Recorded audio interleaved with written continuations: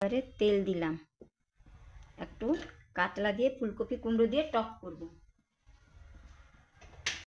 ভেজে নিলাম।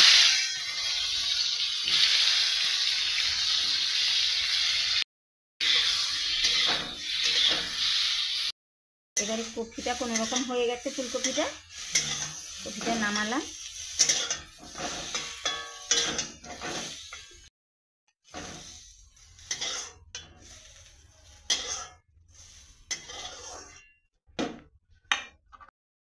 তেল দিলাম,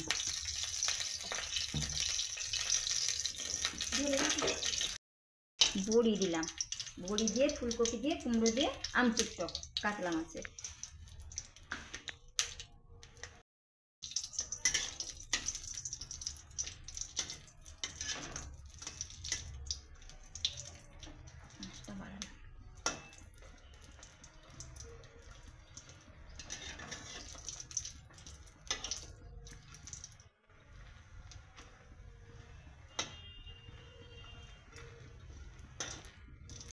এটা হয়ে গেছে, এবারে বড়িটা নামিয়ে নিলাম।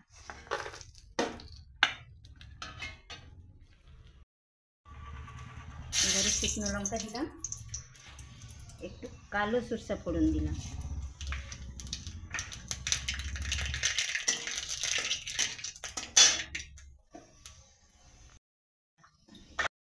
কুমড়োটা এই ফোড়নের সঙ্গে ভেজে নিলাম একটু।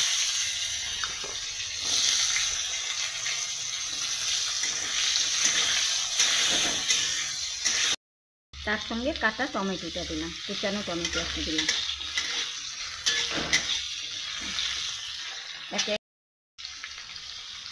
এবারে পরিমাণ মতো নুন দিলাম,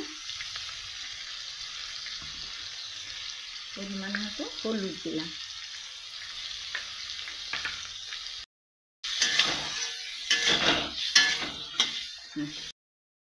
সাদা সরষা, কাজু আর পোস্ত দিয়ে গ্রেভিটা বানালাম, মশলাটা বানালাম।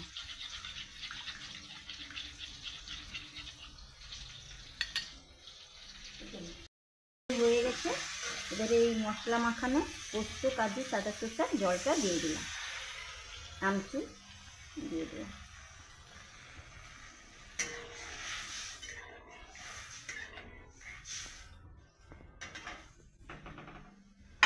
এবারে ফুলকপিটাও দিয়ে দিলাম।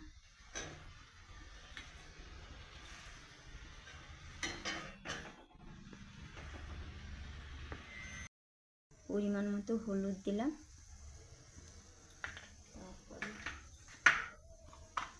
পরিমাণ মতো নুন দিলাম, টকের পরিমাণ মতোই পুরোটা দিয়ে দিলাম।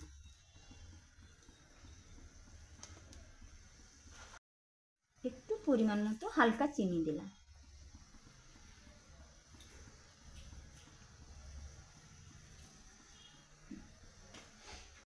এবারে হাত সেদ্ধ হয়ে গেছে সবজিটা, এবারে মাছটা দিলাম,